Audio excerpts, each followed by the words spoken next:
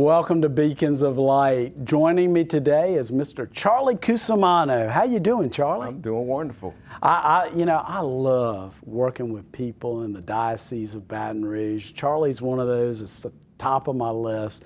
You know, Charlie, you were the diocesan attorney about the time I started. Actually, it was Leon Hebert when I started 32 years ago, and I bet you've got some wonderful Leon Hebert thoughts and memories. Yeah, Leon was a wonderful guy, very dedicated to his faith and to serving the Catholic Church for as long as I knew him, which was, in the late 80s is when I first met him.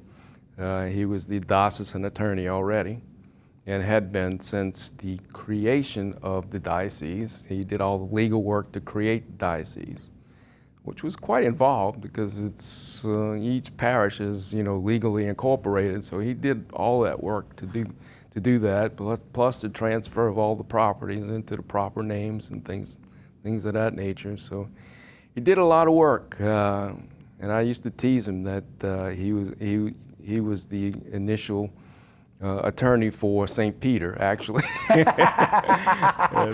Because he practiced law into his 80s, right? Right. He was in his 80s when and the only thing that stopped him was Parkinson's toward the end of his life. But wonderful man, very dedicated. When you see the definition of gentleman, his picture is there. Yes, indeed. And wonderful man. And what a blessing it was in my life as a very young man. I like to think I'm still young, Charlie. You're young. You stop aging at 29. Me, I don't know. I'm getting older by the day, but in all sincerity, gray hair in there. Yeah, it's there. I promise you. The great folks here at Catholic Life TV, Steve Lee and Jeff, they make sure they hide my gray. But in all sincerity, it was a blessing for me to know Leon as a young administrator. And you're right. An example. You're an example for me too. Coming in, I didn't know who do you look up to, and I was looking up to Mr. Leon Hebert, Judge Hebert, and you, Charlie. Leon was just so wonderful, and he St. Vincent Paul Society, it was founded by Frederick Ozanam. Frederick was an attorney. He was a law student actually when he founded the society, and so that always impacted me with you and Leon because y'all are Catholic and attorneys. And you're right, a gentleman, an exemplary Catholic. And I remember I got so many Leon Hebert stories, and I know you do too, but Mr. Hebert called me, because I never called him Leon, Mr. Hebert. Mr. Hebert called me and he says, Michael, I need to talk to you. And I thought I was in trouble. I didn't know whether Bishop Ott was upset with me or what. And he goes, this was just a few months after I started. He said, Michael, I got a cow I want to donate. He says, I'm going to have the cow slaughtered, and I want to cut it up, and I want to make sure you're able to accept it. And I think it was in Centerville, Mississippi. He might have had. He was sending the cattle slaughter. Yeah, okay. He was sending it somewhere for them to process it for us, so we didn't have to do any of that. And I said, oh, yes, sir, we definitely, I was going, oh, thank God I'm not in any trouble. I didn't know what I had done, but that's how Leon was, Charlie. He was somebody that cared and he was a marvelous guy, wasn't he? He was. Now, are you saying that his donation of the cow is kind of what started the idea of the donation of cars to St. Vincent de Paul? No, not exactly. You didn't have to do a title transfer. No, there were no title transfers, but in a real true sense, in those early days, I called Leon a lot, and then when you took over, I called you forever. And y'all's leadership and guidance, and that Bishop Ott, when you took over as diocesan attorney, he was always about whatever your profession is, do it and live your faith through that profession. Be a good attorney, Exactly. Be a good paralegal, be a good teacher, be whatever that your call is in life. That Catholicism, and that's important in practice of law of anything. No matter what you're doing, be kind, compassionate. Right. Treat people with dignity and respect, which is, in my view, one thing that St. Vincent de Paul does for everybody, even the people who have no place to live. And that's important. And you've witnessed it, and you're now retired as a young man. And part of the fun about being retired is you get to pick what you do, right? That's exactly right. And one of the things I've chosen to do is to serve at St. Vincent de Paul, which is so rewarding. It really is. It just gives me a feeling of the heart, soul. It makes you feel closer to God, to be able to serve people who have nothing, and you would expect that when you're doing that you would see them coming in down and sad and downtrodden, but that's not what happens. You see them come in and they smile and they thank you and they show gratitude and bless you, and there's no greater feeling inside than to feel that in your heart, that you're doing something for somebody. You're serving as Jesus told us to serve. So I'll never forget, this is one story. I was serving in the lunch line one day, and a man came in to get lunch, and we were interacting, and he said, "Well, I was blessed twice today." I said, "What? You were blessed twice?" He said, "Yeah. The sun came up, and not just one eye open, but two eyes open." And that's it. And he laughed, and I laughed, and you would think that somebody that's down and out like that would be sad, but he had a good spirit about him. No doubt. And you see that all the time. I mean, what you just described, Charlie, is people out there praying for a meal or praying for just being recognized and said hello to. And you kind of answering that prayer when you do St. Vincent de Paul work. Isn't that true? Yeah, it is true. And it's nothing more rewarding than that. You could want to be popular, you want to be liked, you want to be successful, you want to have money, power, whatever. All those things are fleeting. You help people, you serve people. That's in your heart, and it'll never go. Yeah. It'll never end. You could want your team to win, and you'll be happy when your team wins, but that goes on till the next game comes up, and then you want your team to win again, and you're bummed out if it doesn't. These kinds of feelings, and I'm talking about the feelings of the heart, right, of God, of your soul, they don't dissipate. They stick with you. And that's something I've heard time and time again from volunteers like you, Charlie, people that they're investing in what Jesus calls us all to invest in, and that is His work, and to those who are truly in need of a helping hand up. And one of the things I always, Charlie, try to encourage people is if they want to get involved, if they hear your testimony and they say, hey, this is something I want to pursue, then contact us at St. Vincent de Paul in Baton Rouge. We're available at svdpbr.org. It's a great place. You can see all the activities and you can get involved with our mission of charity and make a really difference in the lives of those in need, but also you can grow spiritually. And when we come back, we'll talk to Charlie a little bit about that spiritual growth and why it's so important in each of our lives. For over 20 years, the St. Vincent de Paul Community Pharmacy has served our area. We provide prescription medicines for those who have nowhere to turn for this most basic healthcare need. Please, if you need your medicine or you know a family member that needs their medicine, contact us. Kay, how can they get in touch? 383-7450. Give us a call today and spread the word so that we can ensure no one goes without their prescription medication. The most important thing any of us can do is to grow in our spiritual lives. And joining me is Mr. Charlie Cusimano, who's sharing with me all the wonderful experiences that he's had at St. Vincent de Paul. But also, we were talking a little bit about the bishops, and Bishop Ott and Bishop Alfred Hughes, now Archbishop Emeritus of New Orleans, and then Bishop Munch. And Bishop Ott, Wow, what a wonderful bishop to start as a diocesan attorney for, huh? Yep. At that time, Mr. Hebert was the primary contact, and I didn't have a whole lot of contact with Bishop Ott, but the little bit that I had, he was, as everyone describes him, no less than a saint. I mean, kind, generous, compassionate to everyone he came in touch with. Treating them with dignity and respect, and always, when you talked to him, he looked at you in your eyes. It was powerful. It wasn't like he was, looking around, and no. He was there, and you knew he was listening to you. Yeah, and then Archbishop Hughes comes in, and wow, I loved him and his sense of humor.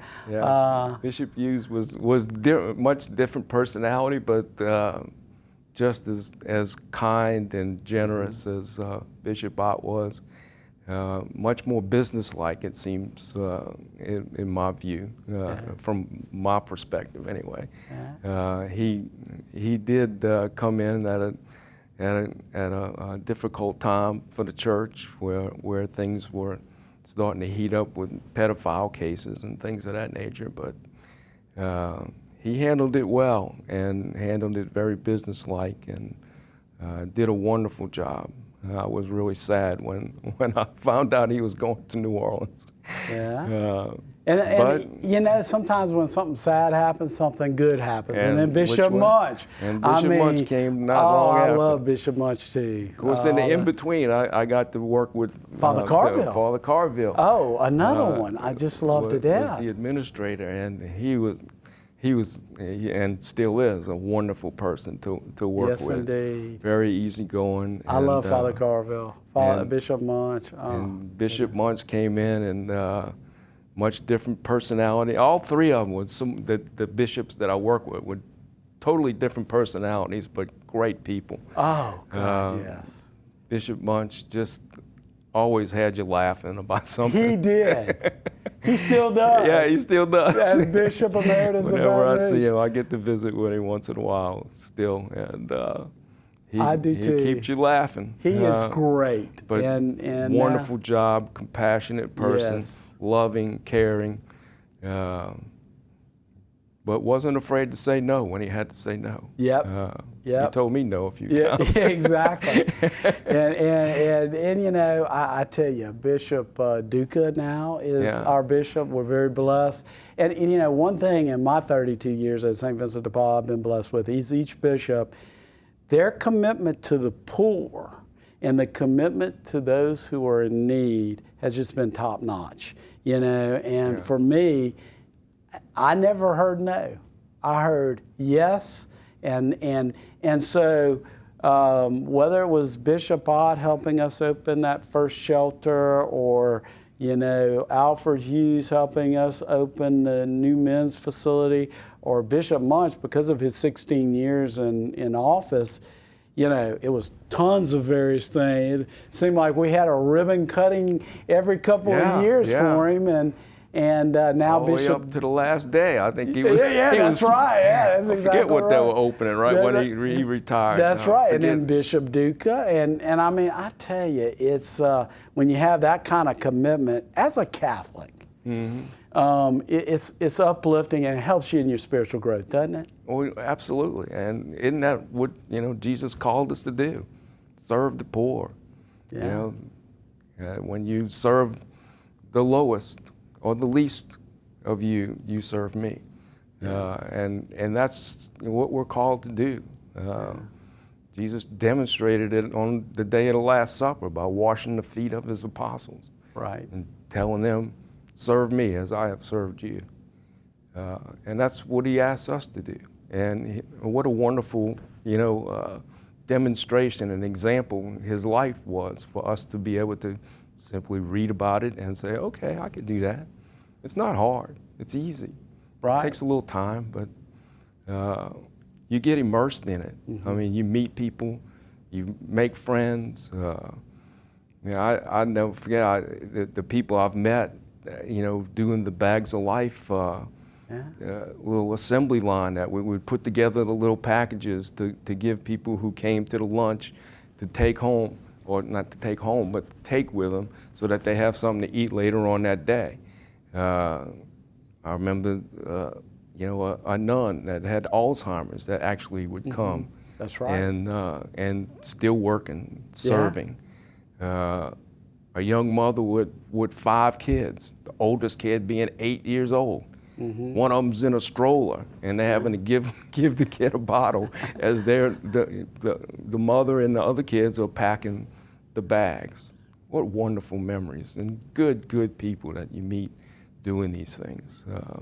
And it's inspirational because, when we say we're all on a spiritual journey, we're all on a spiritual journey together, aren't we, Charlie? Well, yeah. We all help each other along the way. And that's what this is all about, is helping others along the way to find their path.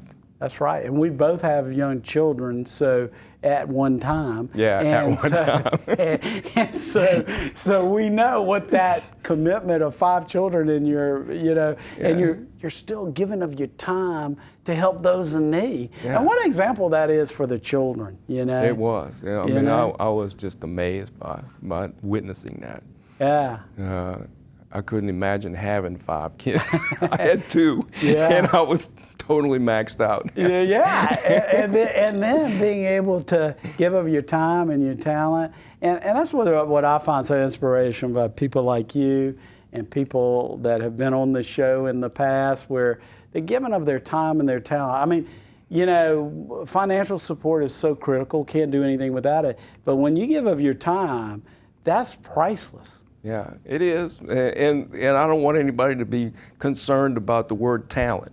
It doesn't take a lot of talent to do a lot of the things that need to be done, but it takes time, and it takes just being there, and working on it. You don't have to be, some genius or something to put treats in a bag, or to pack Easter baskets, or make Christmas gifts, wrap Christmas gifts for kids at Christmas time, or to serve lunch. I mean, it's not that you need a lot of talent. You just need to be willing and I guess the talent is the love in your heart that you're sharing with these people in need.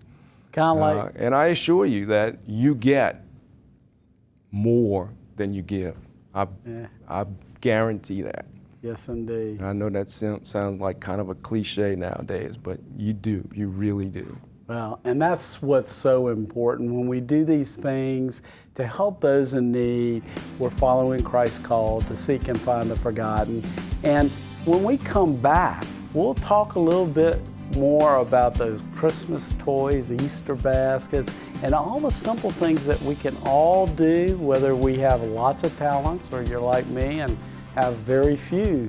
You can really make a difference in the lives of those in need when we come back in the next segment.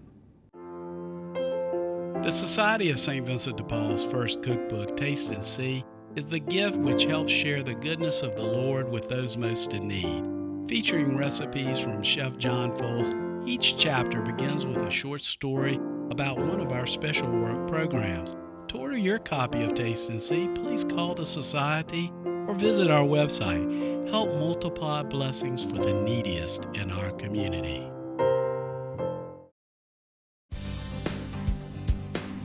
You don't need a lot of talents or a lot of gifts to make a difference, but so many people have so many talents and so many gifts, and how you share those gifts with those in need is so very important and can enrich in your spiritual life. Joining me is Charlie Cusimano. Let's talk about Christmas toys. I know you kind of work That's right. You kind of work in Santa's workshop, which, our chief, Saint Nick, is the bishop. And, there you go. And, we've had, going back to Bishop Hughes, we've had Bishop Munch, and now Bishop Duca as Saint Nick, and we haven't missed a meal. But behind the scenes of all those thousands of gifts that are given out in the course of a holiday season, what happens? I mean, is it just, it's interesting, isn't it? Oh God, it's amazing is what it is. To see, I mean, we have like a warehouse that we use over at Bon Marché. I don't know if we're gonna have that in the future, but in the past we have. And the donations of toys. Amazing. Is just, I didn't know where we were gonna put it all. I mean, I remember imagining as a kid, how does Santa, fit all this stuff into his sled and make it to everybody's house? Well, I saw this one little warehouse that was just for, the children of Baton Rouge, and it looked like we were going around the world with this stuff, because it is piled up, from different, organizations contributing, being a collection at the St. George Christmas Parade. And in addition to us going over to Walmart and buying a whole bunch of stuff, which was quite amazing to me, to go to Walmart and buy, $4,000 or $5,000 worth of toys and pack them into this van and bring them over to where we were going to wrap them. Just to see the amount of stuff that is, was amazing to me. And the amazing number of volunteers like yourself that come out and just wrap, and different organizations, bringing volunteers in, 10, 12 people at a time, because we had to be separated, especially, this year because of the COVID. But so many elves came out of the woodwork to help wrap things and put them in bags and separate them into, the infants, the 1 and 2, 3 years old, the 4 and 5. And Deshay does such a wonderful job organizing all that. I don't know how she keeps track of it. Yeah. But it gets done, and it all happens, and the kids get their gifts on right before Christmas. No doubt. And it's wonderful. It wonderful thing to see. It is a wonderful thing. And, we have so many outreach efforts. We're so thankful to the St. George Fire Department and WBRZ and Sylvia Witherspoon that promotes give this gift to a needy child. I mean, it's just so many people coming together. But when you think of all those presents wrapped, you're right, and organizations, Deshay, the volunteers, and Charlie's the one that Deshay says, I need somebody. Who am I going to call? I'm going to call Charlie Cusimano. There you go. The guy I can count on to make it. He's retired. He's not doing anything. No. I can count on Charlie.